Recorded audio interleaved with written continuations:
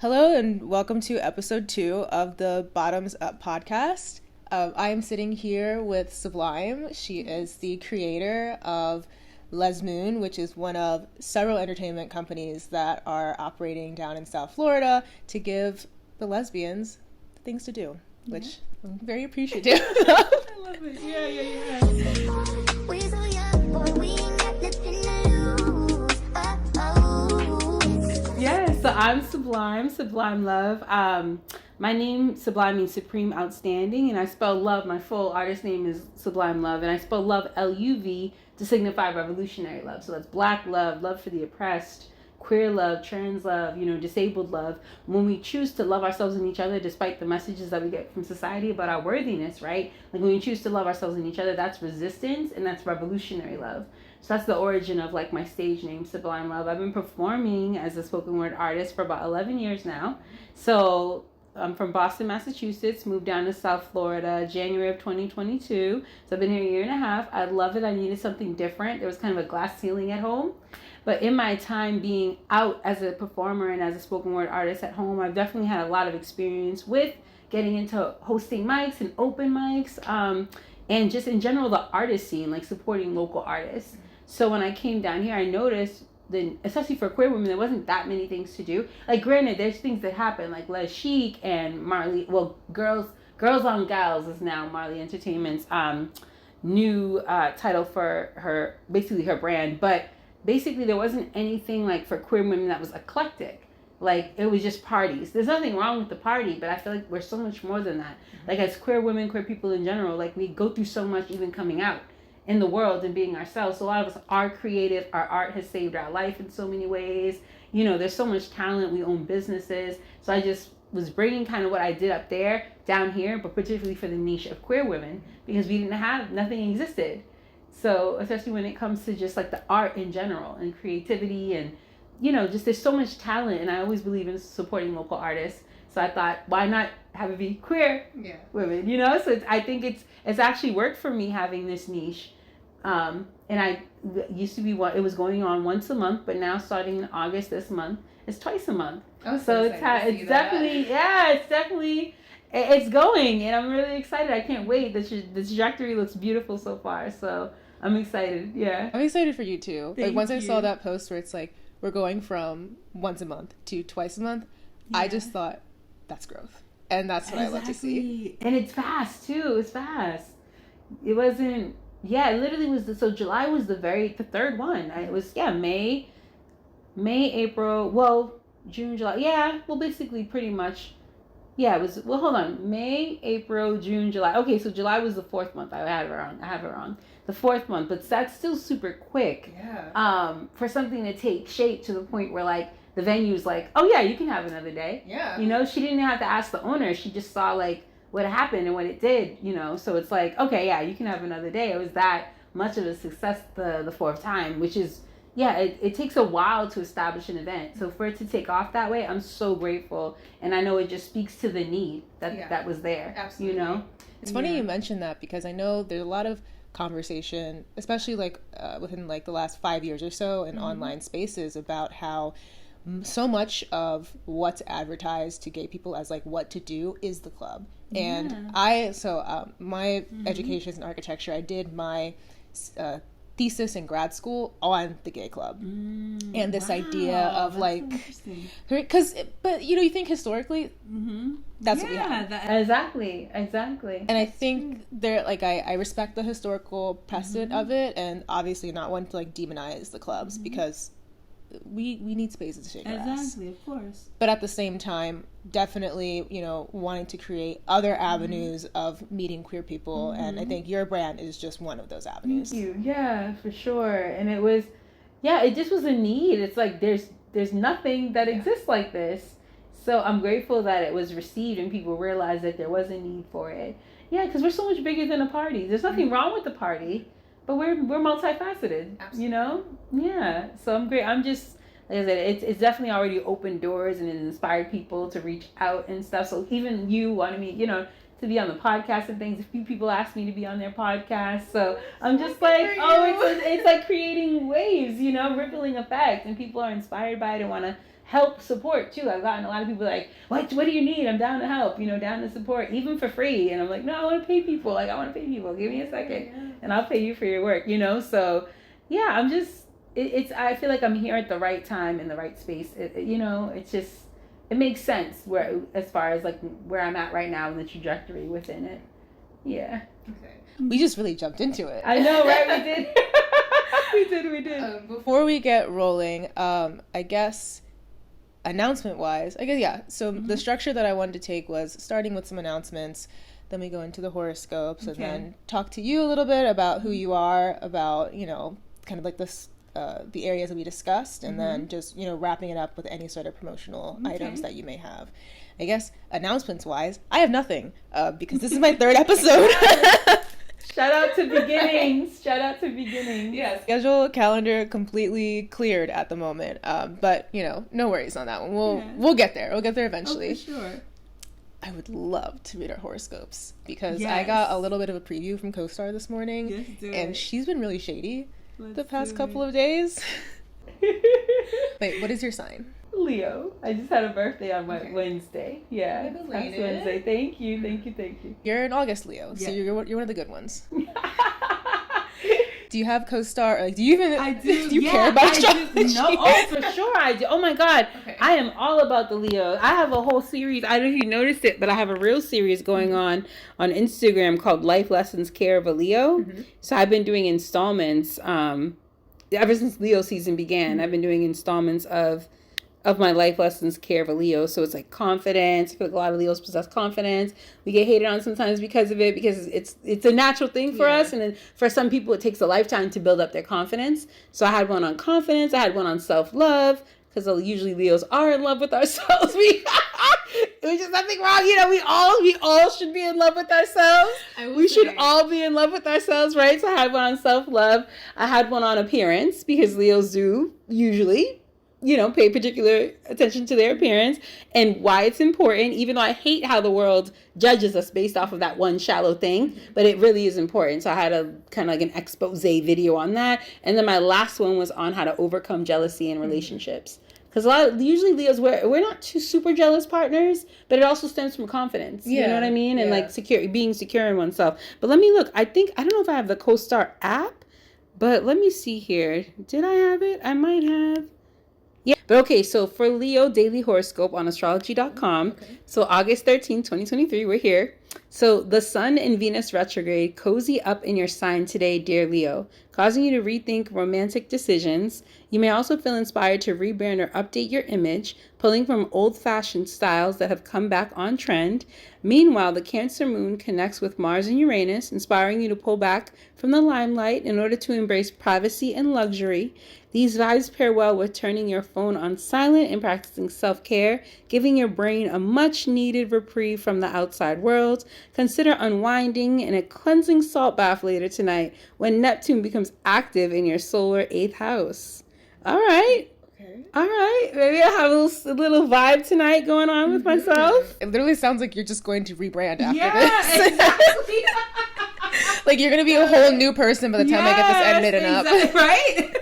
Well, that speaks to me. I mean, I feel like every day we can be new people, honestly. Every day is a new shot, because what we learned yesterday, even every minute we're growing and learning, Even with a conversation with someone, they could point out something that you never thought about before. So it's like, okay, you open my mind to something, and now I can maybe take that gem and bring it into my own life, So we definitely are. Change can happen even overnight, even in a minute. I feel like we can constantly evolve, So I might just be a new person tomorrow. We'll see. Let me know. Whenever I need to edit out, you just give me a heads up.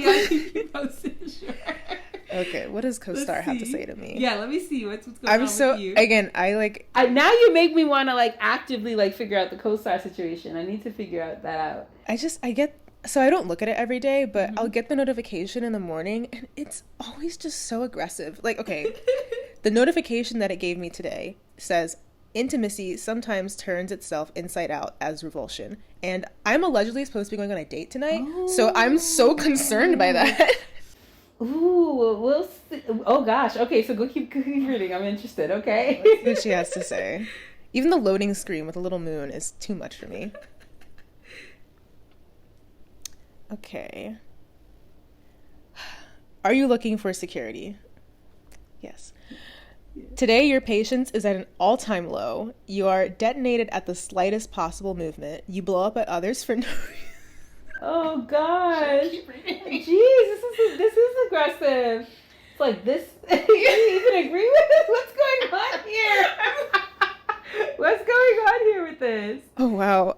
You blame them for their arbitrary list of small faux pas instead of acknowledging your own self-repression. Decide how firm or intense you want to be in asking for something or in saying no. You already know that you are not subservient to your desires, and that is a start.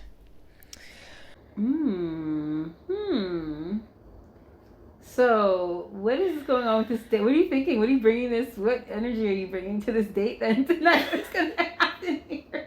What's going to happen here? We'll see, I guess, huh? I mean, I get.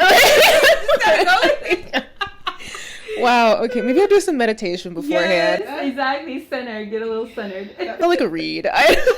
But that's why I say co-star is just so aggressive. Like, oh my gosh. Yeah, I think co-star is probably part of the reason why I can't take horoscopes like too seriously, because I'm just trying to live my life. Yes. And I'm trying to be positive, and this was kind of mean.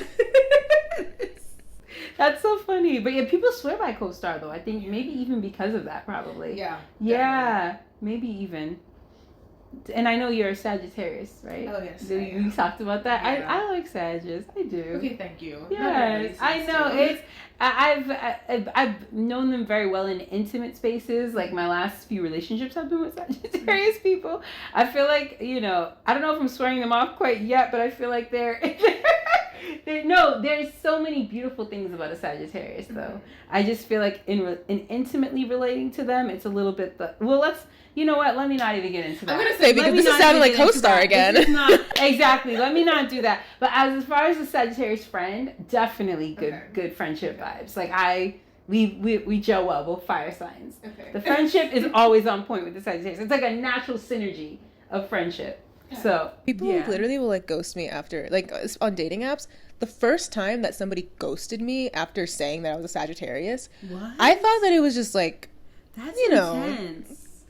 Because granted, like astrology is one thing, but we also can't discount the person, their upbringing, like what experiences they've had. It's one thing to be like, okay, I'm this sign, but it's like there's so many other nuances that make us who we are. So I think people shouldn't just discount somebody completely. Yeah.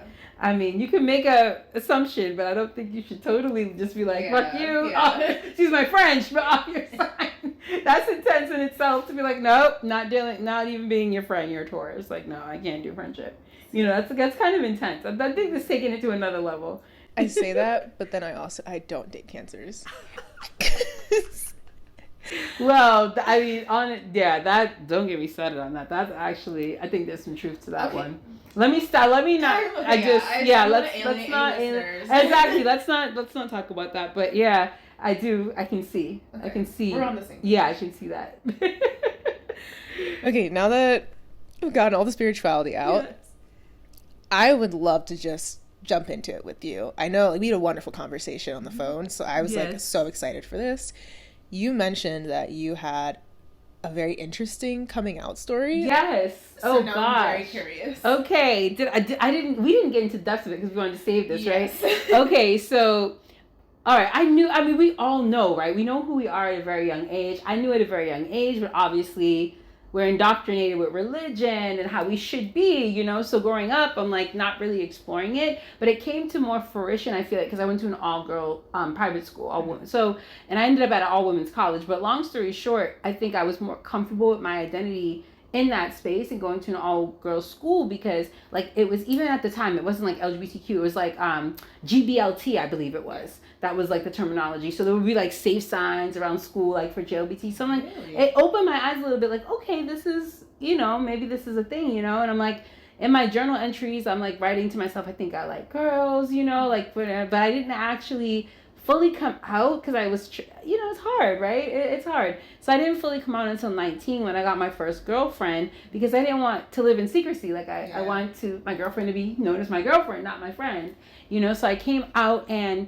it was mixed reviews very much. I some family members say I broke my grandmother's heart, but she didn't let me know. She was like, she's like, well, you could date purple monkeys and I'll still love you. Like, I love you. You're my granddaughter and I love you, Yeah. But on the side though, she's talking to family like, I'm so heartbroken, But anyway, long story short, my mother, who's very religious and was fanatical about Christianity at the time. So this is a few years after I came out. My mom's realizing like, okay, this might not be a phase, right? Because at first they're thinking, okay, it's a phase. Like, this happens. And when people are young, things can happen. But I think as time went on, a few years later, I'm like I can't remember if I was like 23, 24 at the time, maybe even 25. I can't remember. But my mom invited me over. And she had a friend who was going to her church, this man who was still very much so a gay man. Right, like he's like, I don't sleep with women anymore. God has spoke to me, and it's a sin. We're gonna go to hell and all this other stuff. And I'm just like, oh my God, it's like you're not sleeping with women. You're just abstaining from sex. It's very evident that you're a gay man. But long story short, my mom brings me into. She had a prayer room at the time, so she's like, let's go into my prayer room, and I'm like, okay, what's going on? So she starts to anoint me with oil and like pray over my gayness, basically giving me a queer exorcism, like a gay exorcism, trying to come get the demon out, the queer demon that's making me this way, basically trying to exorcise that out. So I ran out of the house. I was like, this is crazy. Like I literally ran out the house and did not talk to her for quite some time. I was traumatized, but it was her way of like, okay, this might not be a phase, and I have to take this into my own hands and like cast this demon out, And it's so funny. We've come so far. So my birthday was this past Wednesday. My mom texted me a big picture of like this pride flag, and it's a huge pride flag, and she's like, do you want me to get this for your birthday? And I was like, yeah, she's completely done a 180. It's been a journey, but I'm so grateful that we're here now. So that was like my horror story. I always say my mom hosted a gay exorcism, queer exorcism for me. But we've come a long way now, so I'm grateful. But that was definitely, it was hard, right? I mean, it's not a game out here for queer people, and people don't understand that it's not a spirit. We were born this way. This is who we are, and queerness has existed since the dawn of time. So people fail to realize. I think it's the Black community too. People are like, well, we weren't queer. And it's like, come on. Yeah. Do some little bit of research on it. You'll quickly find out. Quickly find out that things were queer back then as well. Even in ancient civilizations, things were pretty queer. Yeah. We've always been here. I feel like part of the conversation that gets left out is the way that colonialism has impacted the way that people of color, that communities of color respond to anything that has to do with being queer, or anything that wouldn't fit within this this white Christian idea of the way that you are supposed to live your life. Exactly. So much culture has been lost. You're right. And I often say too, it's what's the word I'm looking for? It's like how can I say it? Homophobia is a westernized concept. You know what I mean? Because in indigenous cultures, there are two spirits. People are shamans when they're both in their masculine and feminine energy. So I feel like homophobia in itself is a westernized concept, because we were embracing who we were in all those aspects before that ideology was brought to us, and demonized our religions and our spirituality, So yeah. It's heavy and deep. I'm glad the exorcism didn't work. Yes, I know. It was not effective. Definitely not. What would you say was like the turning point for your mom? I think it's been partners. It's been people that I've been with that have like really just shown up for her and like been sweet to her and like taken her out to eat and like spent time with her, so she's like, well, these aren't necessarily bad people. My most recent ex, she loves my most recent ex, like she wants to hang out with her still, she's like, when can I see you again, she loves her so much. And what about you? Do you love this or? I still okay. I do love her. But my mom, I think it's opened her up to see humanness within love, and that like just because we're same sex doesn't mean that we don't deserve happiness and love. You know, it's like, yeah, I think that opened her eyes and being in close proximity to my partners and just seeing how much they love me and how much they protected me, they spoiled me. You know, I think she thought, well, a lot of men don't even treat their women like that. And my daughter's being treated like a queen. So it's like, I think that made her respect it a little more, you know? Yeah.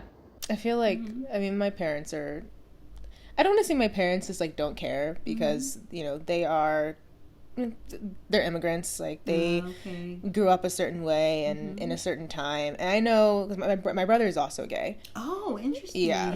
Okay. So they've kind of had to take all of that in, and they're doing their best. Like they're not like openly homophobic or anything. Like sometimes my dad will just call me and just kind of like ask questions about like gay culture and queer culture, and I'm on the phone. I'm like, yeah, this is how it is. I live for those conversations. But I know that like however uncomfortable they are with it, so long as I bring home somebody that like makes a lot of money, I don't think it's like, oh, you don't have to like rely on us as an adult. Yeah, sure, I'm all about it. yes. That's a real thing. And my grandmother, who was definitely colorist, and she passed for white. That's a whole another story within itself. But she would always be like, well, if you're gonna be a lesbian, why don't you get an Ellen? Get an Ellen. Like, why don't you date someone like Ellen? You know, because but that's a whole nuanced topic. But at the same time, it's like some people think, well, okay, if you're gonna be this way, then you have to be this prime example of this spirit. Like you have to be, just exactly the same way. It's like if you're gonna be queer, then even when I experimented too with like more of a boy vibe, and like in my 20s I was experimenting with my queerness, you know, and I rocked like baggy jeans sometimes and a t-shirt, and my family didn't take well to that. It's like if you're already gay, why put yourself into a weird position being like looking like a guy or trying to dress like a guy? It's like that was exactly like this. That was just too much for them. Like that was just So there's also levels to that where like of acceptability within being a queer person, you know, and like how you present yourself. So it's like, are you wearing your queer? Because then it becomes even more offensive to people. Whereas quote unquote femmes, and it's like you can't tell right off the bat, you know. So there's that element to it too as well. Yeah, it's like a fine line to walk, because I know I went through a phase where like my masculine phase where I was dressing like more masculine, like masculine to androgynous, and I think I took on that role in a lot of my relationships, and of course other people also saw that and assumed it, and so I felt so much pressure to like live up to it that I was like, okay, I'll go along with this. But even now I'm much more femme presenting. Like I do consider myself to be high femme, and like I like heels. I wear heels like almost every day. I love it. I used to. I did in my 20s too. My ankles, my knees. Oh my god, they're not the same. I can't rock heels anymore, but I used to. I feel that. I feel that. It has grown my calves. They look phenomenal right now, so I'm grateful. But you know, people look at me and they see straight, and it's hard. I don't know. I guess like when I'm just out on the street, I know that like people don't need to know that I'm gay, but it almost bothers me a little bit that the assumption is always going to be straight. Exactly. And men are disrespectful with the way they approach. Some are okay. I'd say it's like 50-50. Like some are fine, and you know, they take no for an answer. And the other half are just so persistent. Please. Oh, I'm a lesbian too. Come on. Please stop. You're not. You're not a lesbian. I've heard it all. Yeah. It's ridiculous.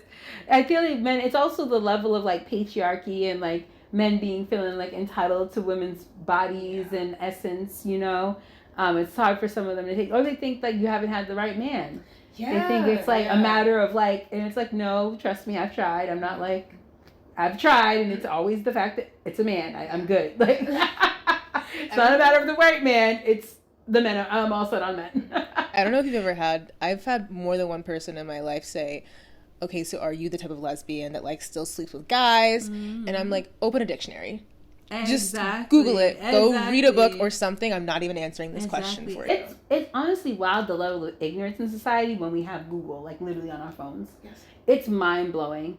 And I forget who said this quote. It was like, the illiterate of the 21st century will not be people who cannot read and write. It'll be people who cannot learn, relearn, and unlearn.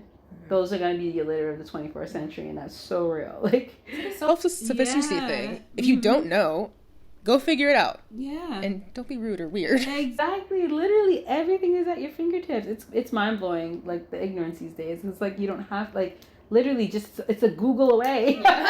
You're literally one question on Google away on your phone, and you'll learn some shit. Excuse my French, but yeah.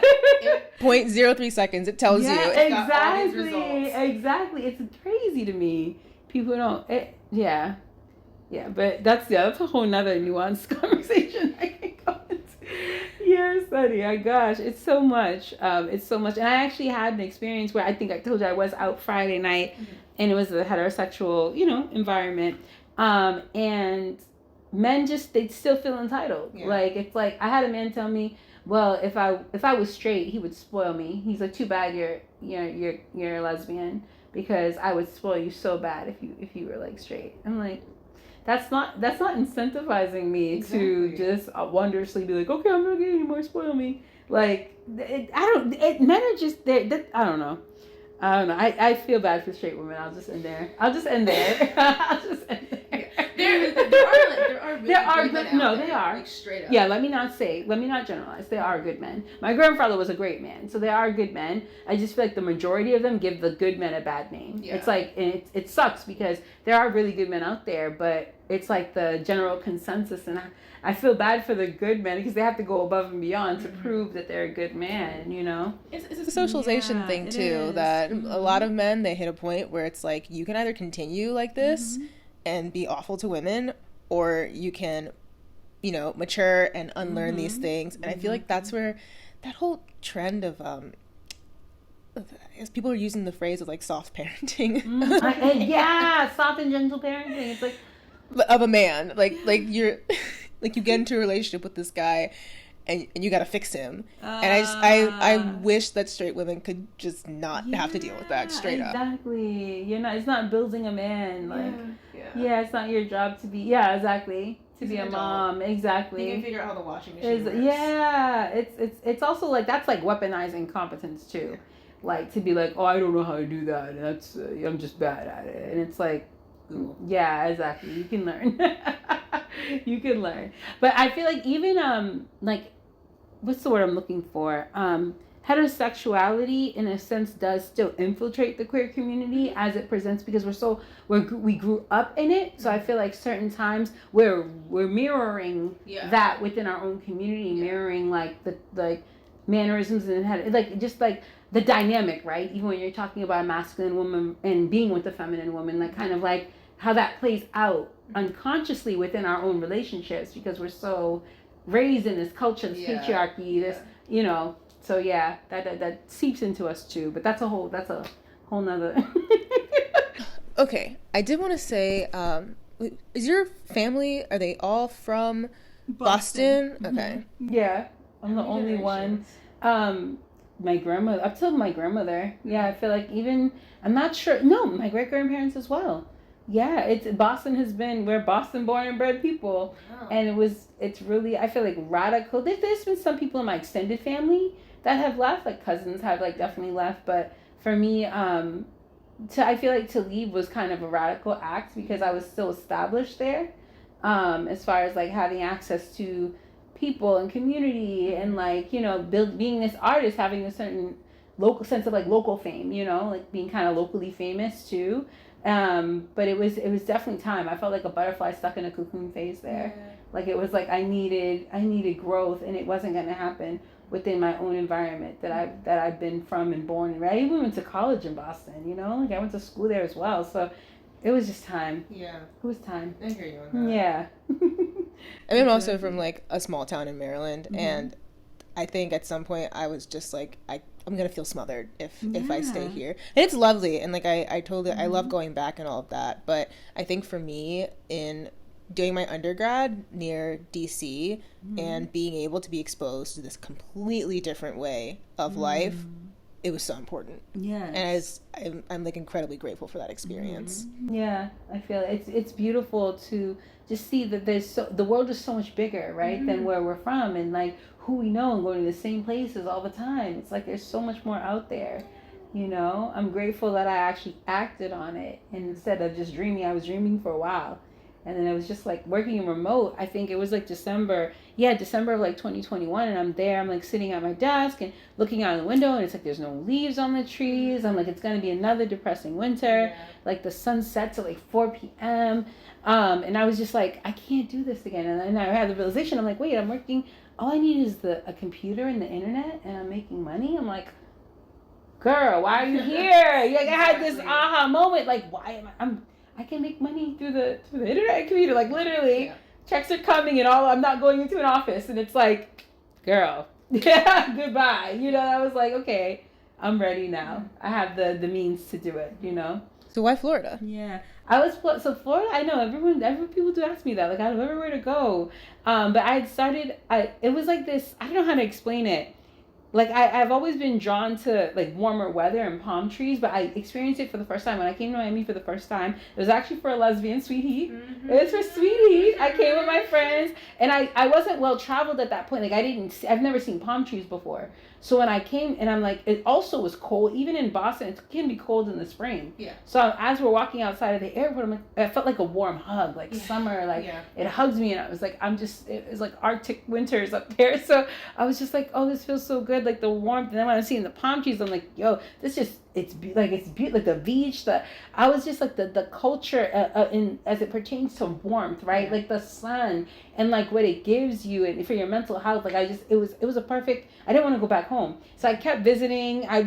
People made fun of me because I would be in different relationships visiting the same places, but I'm like, I love it here. I want my girlfriend, to experience like one of my favorite places. So it's so funny. I actually just came a lot, and one of my friends had ended up moving down here. So in the winter of 14-15, that was actually one of the worst winters on record in Boston. That was the year that polar vortex came through, because it hit Maryland too. Yes. That was my last year. Yeah.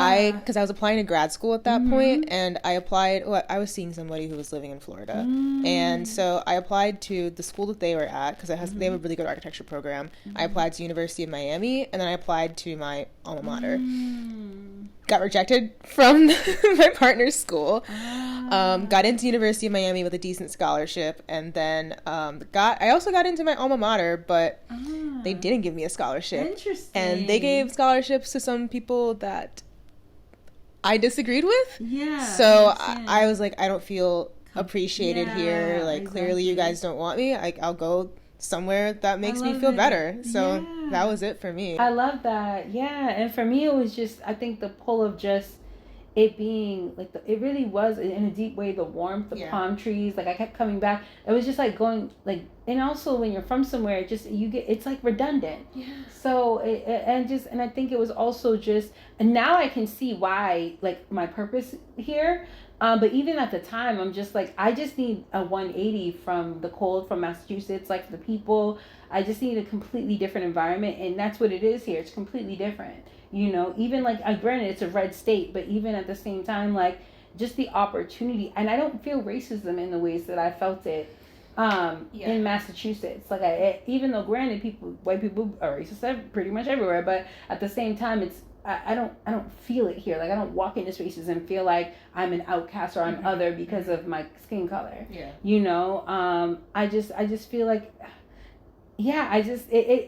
it's the opposite, and I just needed the opposite, and and traveling down here. Oh, I was saying the winter of 14-15, it was the worst. Yeah, it was like snowstorms back to back, crazy. And then that's when I had my friend I told you was living down here, and I had packed up like a big suitcase, rented a car. I was going on job interviews, and it just didn't happen for me. Like, it wasn't the right time, because it was also like a pay discrepancy too. Like, down here you do get paid a lot less, so that was a hard pill for me to swallow at the time. And it just wasn't the right time. So when everything came together, it was like too perfect for me to get here. And I drove down here. It was like an exodus. Like, it was time for me. I was so ready to just go. And when I got to the Florida border, I was playing some gospel music and I was like literally crying. Like, I needed this. Like, I needed a new start, you know, even reinventing myself and going by my artist name. You know, I love that. I love, like, I'm feeling like I'm fully arriving to who I've always been, but I needed a new environment to do that in, you know? Yeah. And I feel like there's opportunity here, right? Like, even LezMoon, it's like that doesn't exist down here. Yeah. So it's like, whereas bringing something that's common there down here, it's an opportunity, you know. And the fact that it's always warm, people are always trying to go out and look for something to do. In the winter, people hibernate, you know, no one's trying to be outside in the cold. But so LezMoon, because I guess you're saying that you were involved like in that side of things and you're in Boston, but did you have like an actual brand established there, or was it not until you came down here that it really felt like the right time? Well, my brand as a spoken word artist was established, but as far as having events, no. I was a part of other people's events, and then I did have she's like my good friend now. We did an open mic our last year. We both moved out of Boston, but our very last year in Boston, we were running an open mic called Catch These Vibes. But it was both of our, you know, our efforts. So LezMoon was like, okay, it's like my baby, and I call it. I don't center myself in LezMoon, right? Because it's all about community and building something where we can all like just love it, and it's different, and we have an experience there. It's just like a sacred space, but it's also a movement. So like it's a baby, like it's gonna grow up and be its own thing, even though I birthed it. But it's like it's its own entity, and it's gonna be its own movement. And I'm grateful for people that are rocking with it in the beginning, because I know it's gonna be limitless where this takes us, even as a community, like even people getting to perform and like being, you know, because I pay my featured artists. So it's like, even for someone who might not see themselves like as there yet, like as someone who, you know, it's like breathing life into them. Like, okay, I can get paid for this. Like, I can get paid for my art, for something that I love. And it gives them the confidence, you know, to like keep going with their art and to take it seriously, you know? So it's like, it's just an opportunity for us all, really, and to see one another and support our local artists.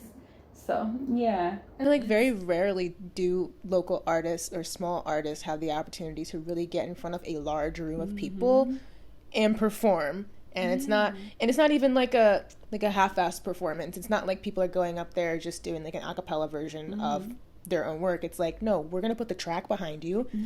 We're going to give you the microphone. We're going to give you the people that you need to get this done. And, you know, the floor is yours. Yeah, exactly. And it builds confidence for people, too. I think I call them newbies. So people who have never gone and shared on an open mic before in front of people. So they're called newbies. And a lot of the open micers are newbies. Yeah.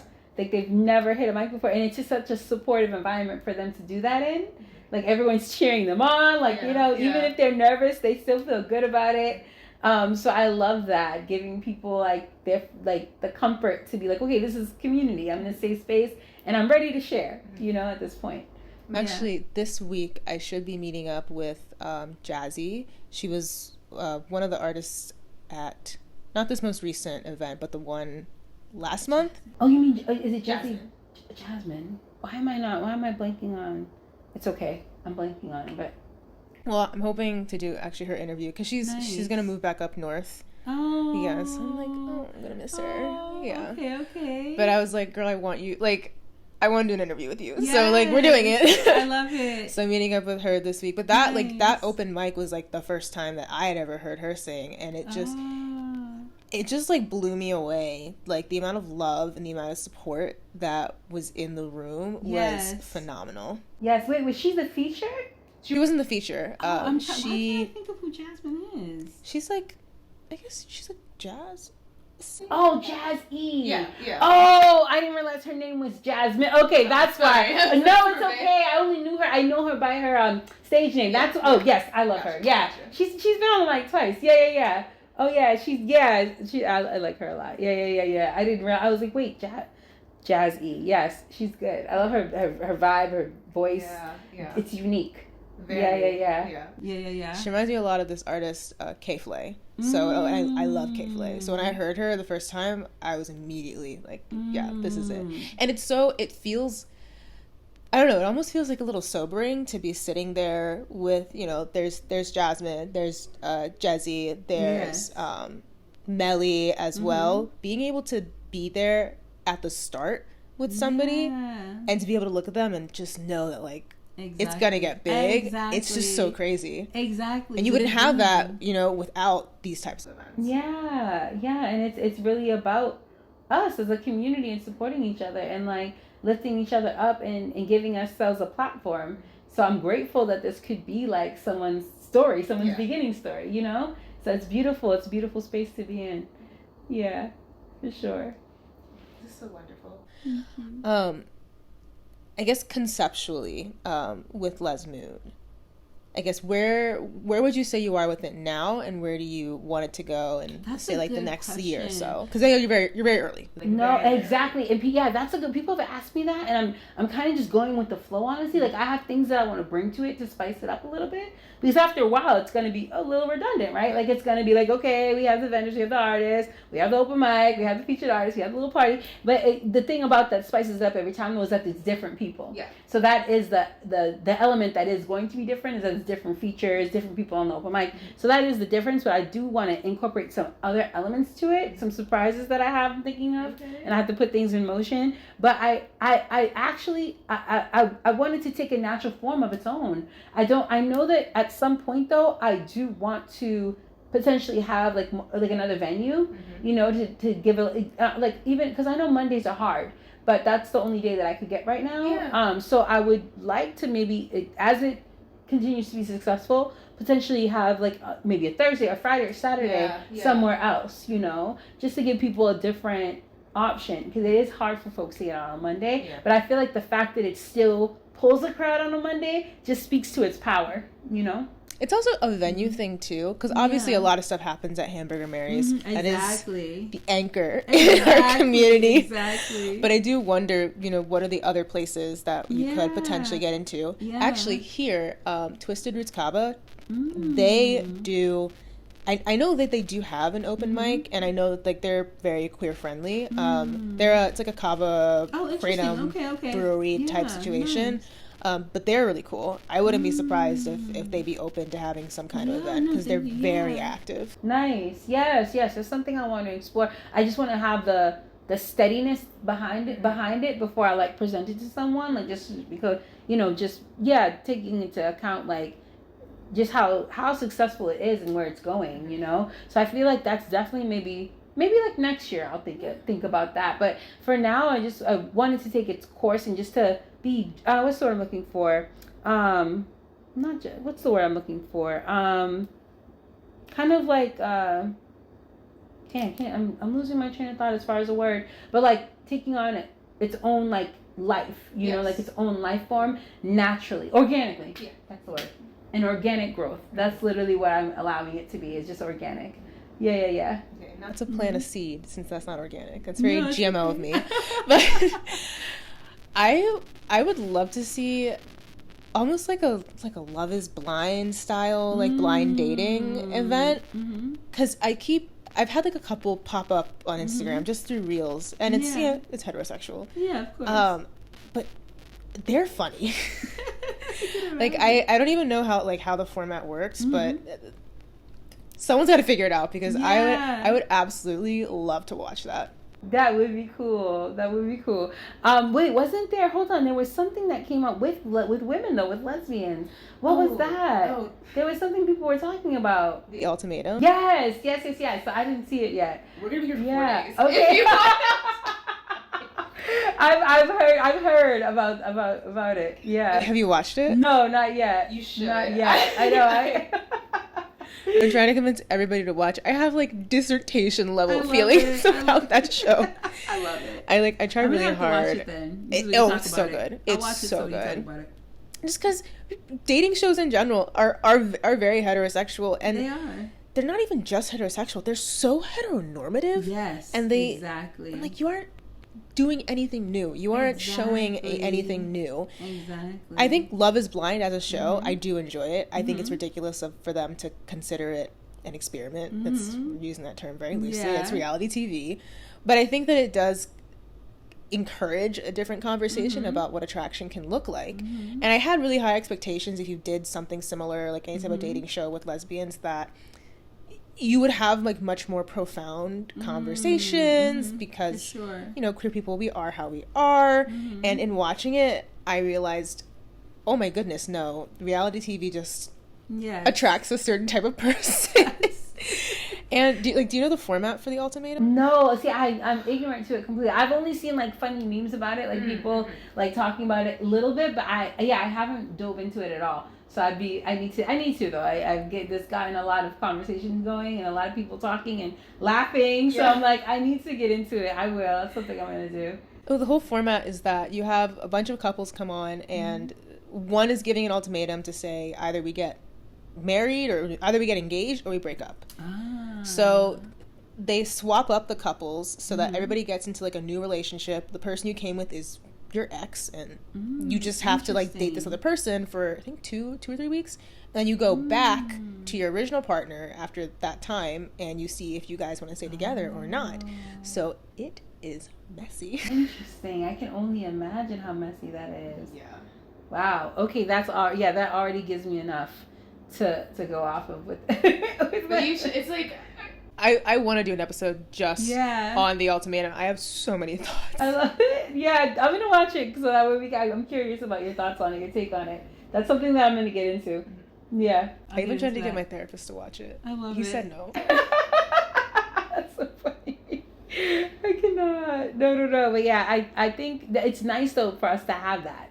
Just like kind of the L Word was like the first ever place that first ever show where like we really saw us.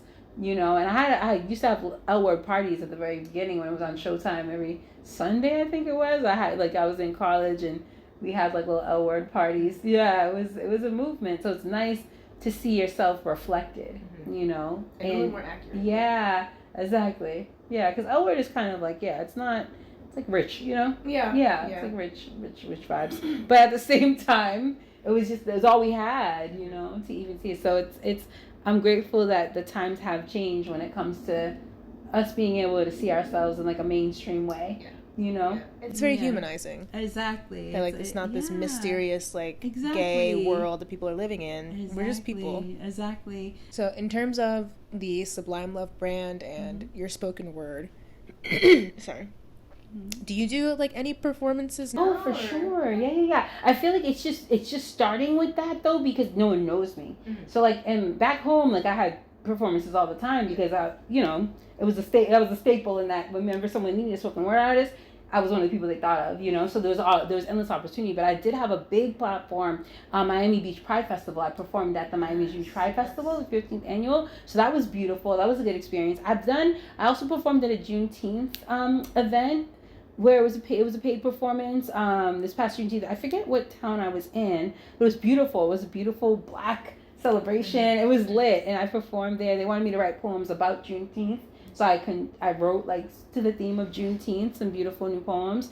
And it's just a matter of putting myself out there so people can see me. So I have been that's something that I actually do want to. So I not only do I perform poetry, but I also host workshops. So I facilitate workshops. So one on mental health, internalized depression, and then one's a writing workshop called Personal History, Power, and Purpose. So I actually freelance with a company called The Rise Journey. So I get paid to present my workshops to like corporate people, corporate America. So they have corporate clients who are looking to do DEI work. Like it's a buzzword, you know, like diversity, equity, inclusion. So it's like lunch and learn. So these companies who are remote, they'll have like someone like me for like an hour presenting, workshop, presenting an idea. So I have one actually called Black and Queer with them. It's called Black and Queer, an intersection of nuance. So that's one of my newest workshops that I've crafted, and I've done that for Pride with the Rise Journey. But also there's another company that is hiring me for that workshop in September. So it's nice because I'm also marketing myself as a public speaker, not just like a spoken word artist, but as someone who can speak publicly and facilitate workshops. So that's another side to the business as well, and that has a little bit of a higher price tag too. So that's something that I'm investing in a little bit more to see that, because performances are great and it gets you out there, but it's nothing like a speaking gig, you know, or like a work, yeah. you know. So so that's another side of my business that I'm working on as well. And I feel like there's so many different conferences that are happening in South Florida, like just generally, like it's definitely a very much like a destination place for a lot of these like corporate companies and you know different entities. There's like 100% like so much opportunity for you there. There is, and it comes out even in the way that you host the LezMoon events. Like you are so confident and so comfortable up there in ways that I could never imagine myself being. Like you again, but it adds to the degree of comfort that people feel in the room. Exactly. And the amount of support that they feel as well. Exactly. Yeah. It's definitely something that it took me a while to arrive there, but it has been. It's a natural gift, and we all have natural gifts, you know. So I encourage everyone, what comes naturally to them and what they love and have a passion for, like with you with this podcast, like just do it, keep going, because consistency is where it's at, and that consistency is gonna perfect something that you're doing, right? You know, so I always tell people like, even people tell me all the time, wow, like you do this, and it's like I didn't always, like when I was young, I was up shaking papers when I first started performing at open mics as a teenager. I was like nervous and shaking. So it's just a matter of going and doing it and staying consistent, because that's gonna get you to anywhere you need to go. Even like watching the first one and watching people go up there and you know speak to poetry, it made me think, okay, maybe I want to do a little something, maybe. Exactly. But I'm the same way, like stage fright, you know, and the shaking and the fear. But believe it or not, I mean, I had the same issue with horses and horse showing. That's and amazing that you ride horses. That's so cool. It's a passion for sure. I love it. Where do you think, how do you want to incorporate that into your life? Like, what do you think where could that take you, do you think? Like, it's called the equestrian, right? Am I saying that right? Yeah. Honestly, I don't know. When I was younger, I thought that that's what I wanted to do professionally. Technically, architecture was the backup. Interesting. And now here I am, 2 degrees and a corporate job later. But yeah, if I could do it somewhat full time, that would be amazing. It's just it's comforting, and especially living down here, being, you know, I like living in an area that's busy. I like having access to things, but it does not compare to being able to just like go out west and like just the quiet, and like it's so close to the Everglades. Like, oh, that sounds so nice. It's just beautiful. It's definitely therapeutic. I love it. Yes, right. We all have that. Yes. Exactly. Something that we can release and transforms us, really. Yeah. That's beautiful that you found that for yourself. Yeah, some people don't. Some people are still searching for that. So that's beautiful. And a lot of people too, it's their music, it's their writing that saves them. And that's why it's so important to give people a platform to share things like that. Because when you're not just writing it, you know, if you can feel something, you can also speak something. And speaking it even gives it another light, and it changes you within that too, you know? Yeah, so the power of our stories, right? And like that's just, If I can find it, I'll send it to you. There is another open mic that I went to with Jasmine a couple weeks ago. Oh, okay. But it was in Oakland Park. It was at a wine bar, but I forget the name of the wine bar.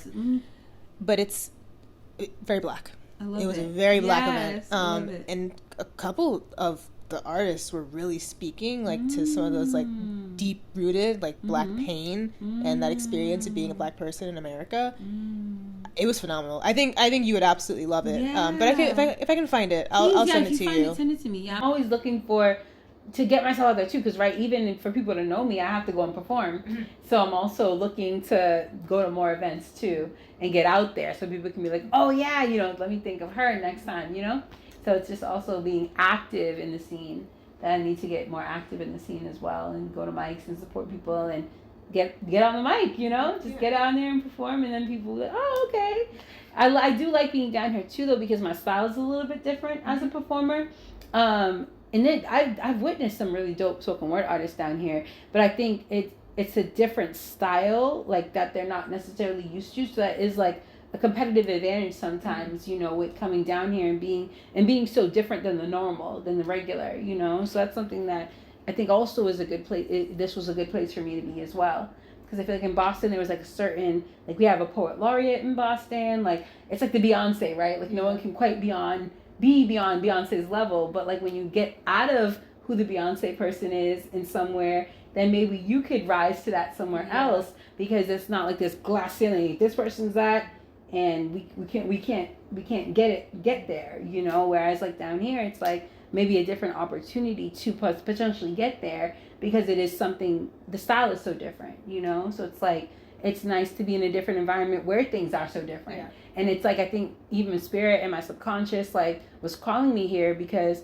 it's a perfect place for me to be, to kind of rise up to my destiny, you know. So I'm also just grateful that I listened to my inner being, you know, in spirit, and just made this move, because the LezMoon is already opening up doors, and it was a natural thing for me to do. So, you know, just operating in my gifts and, you know, and it's brought beautiful opportunities. I'm just excited for the future. Can't wait. I hope this helps you. I hope it gives you something. But like, have you even thought of, I don't know, like when you have like a LezMoon event, maybe you do like a little closing poetry, like even if it's something quick. Have you ever considered that? No, that's true. I always battle with centering myself at LezMoon, because I open up the open mic because no one ever wants to go first.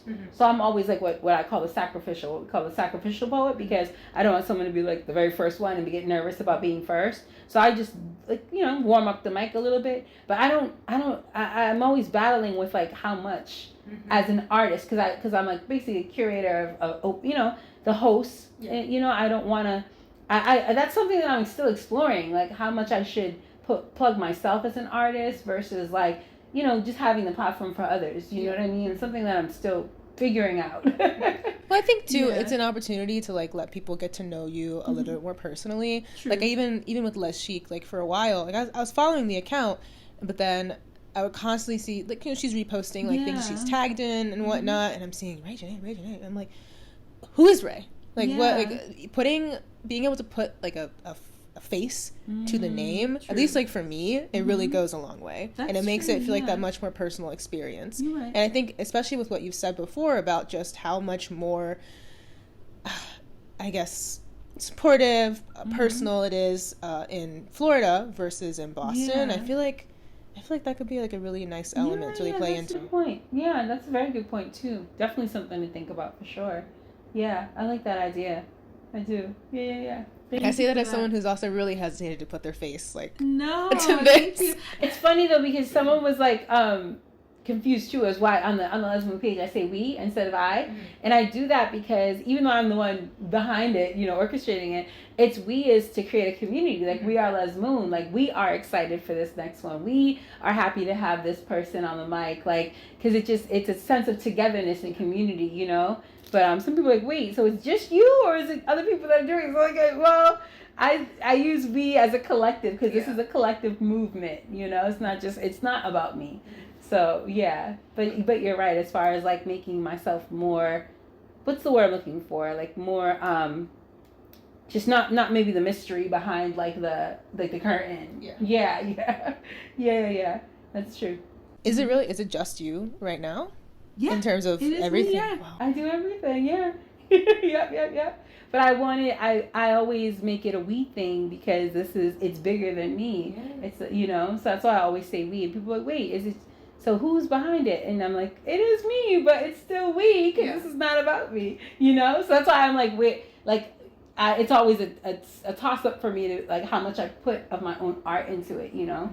Because I do want people to feel like this is a beautiful community. We're all a part of it. I don't want to like, yeah, but I get your point as well. I see your point.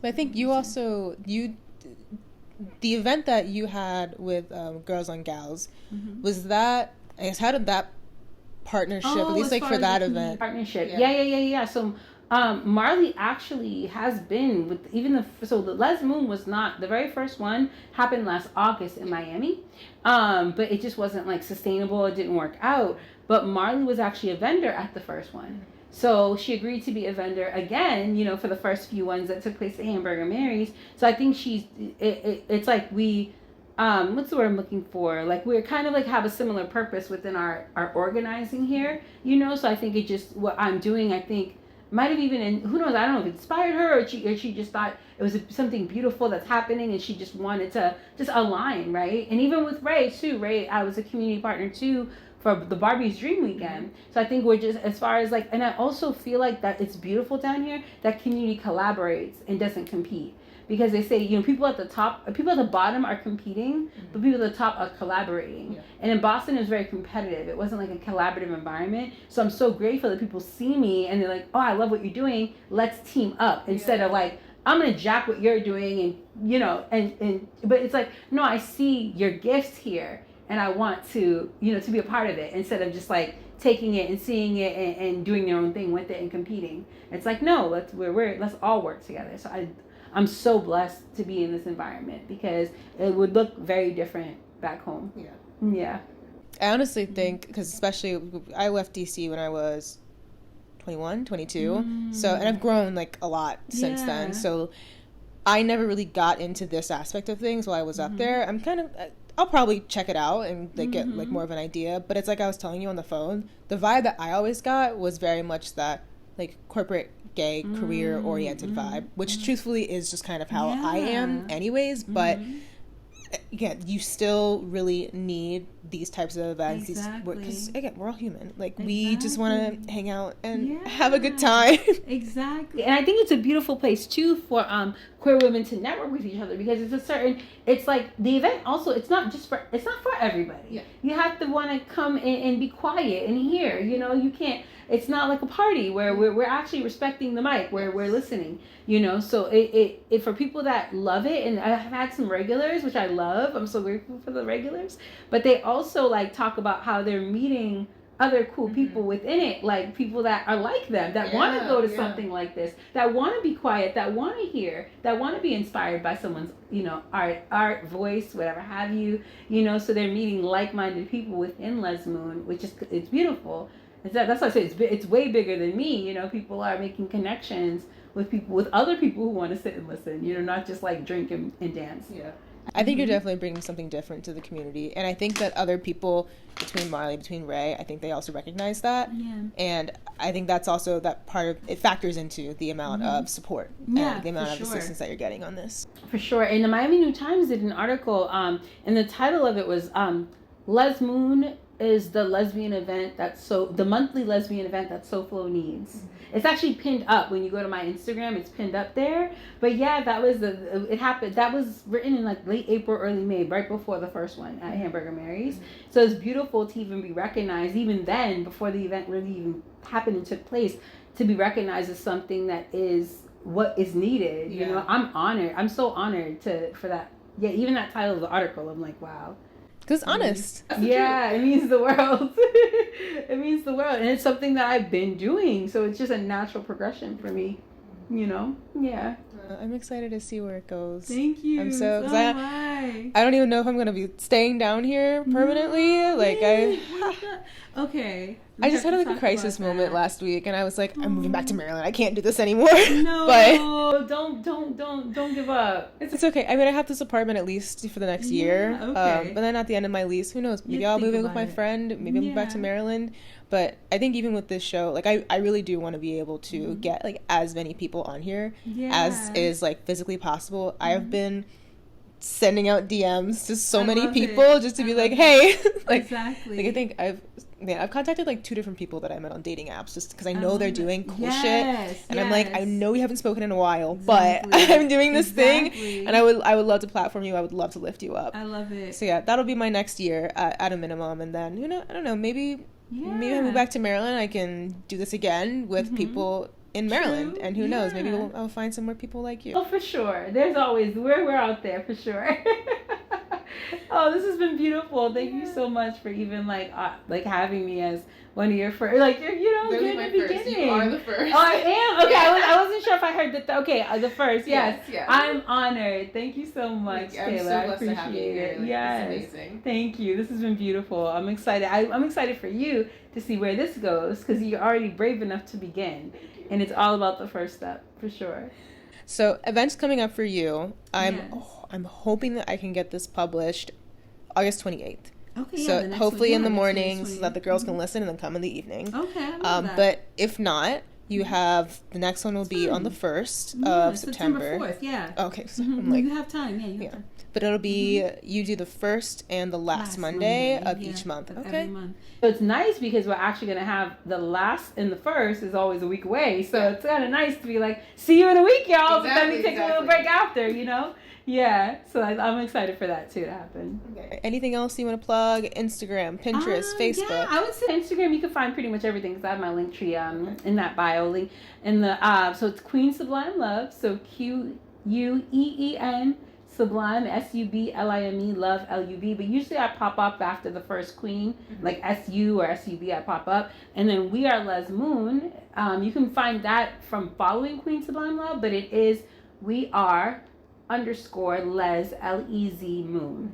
So no, actually I think it's We Are Les _moon. Okay. But you can tag you can just tag it. And I mean people can, even if they go to my main page, it's connected. It's all connected, and then LezMoon is connected to my main page. So yeah, people will figure it out.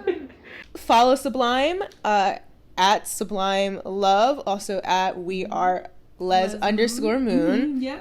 I'll tag everything on Instagram. I'll tag in the description so you guys can find her. If you are in South Florida, please come out because Yes. I had a great time. Thank I you. really enjoyed myself. It's a time. It's definitely a time. It's a vibe. And then you can also follow this podcast. We are at bottumsuppod on Instagram. Maybe I'll have YouTube set up by the time this goes up. But if not, I'll make sure to just link everything in the bio. Yes. Beautiful. Thank Thank you you. so much. I appreciate you. This is beautiful. I'm proud of you. You're starting this. Thank you. And it's gonna grow. Just stay consistent. Thank you. That's the key to the recipe is consistency. All right, episode 3 is a wrap. Yes.